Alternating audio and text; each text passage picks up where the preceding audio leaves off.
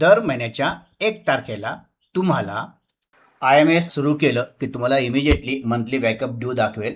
याचा अर्थ असा की तो इथून पुढं दर महिन्याचा बॅकअप तुम्हाला डाउनलोड करून घ्यायला संधी देईल. तुम्ही रिमाइंडर लेटर म्हणू शकता किंवा तुम्ही काय करा, लगेच बॅकअप घेऊन ठेवा आणि कुठेतरी तो सेव्ह करून ठेवा. इथं लिहिलं बघा, मंथली बॅकअप डाउनलोडेड. लागोपाठ 3 फाईल डाउनलोड होतील. कुठे ठेवायचा आहे तो तुमचा गुगल ड्राईव्हला ठेवा.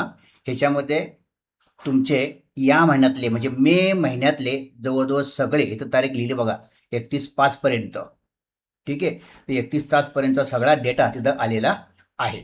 जर बॅकअप तर दुसरा ऑप्शन असा आहे, तुम्ही मोर टूलवर जायचं आहे, सेटिंगवर जायचं आहे. इथं तुम्ही तारीख लिहा 1 मे ते 31 मे. तर पूर्ण महिन्याचा डेटा तुमच्याकडे येईल. तर तारीख दिसेल बघा तुम्हाला 31/5 पर्यंत, 1/5 पासूनचा. तर असं दर महिन्याचा डेटा तुम्हाला सेव्ह करून ठेवता येईल. बॅकअप नावाचा एखादा मस्त फोल्डर बनवा किंवा त्याला डायरेक्टली गुगल ड्राईव्हला अपलोड केलं तरीही चालेल. बॅकअप डेटा लिहिलं मी. त्याच्यामध्ये तुम्ही मंथ वाईज लिहू शकता. हा मे महिन्याचा डेटा आहे, ॲडमिशन डेटा झाला हा. एक डेटा झाला की ॲटोमॅटिकली तो लागोपाठ 3 फाईल तो डाउनलोड करतो.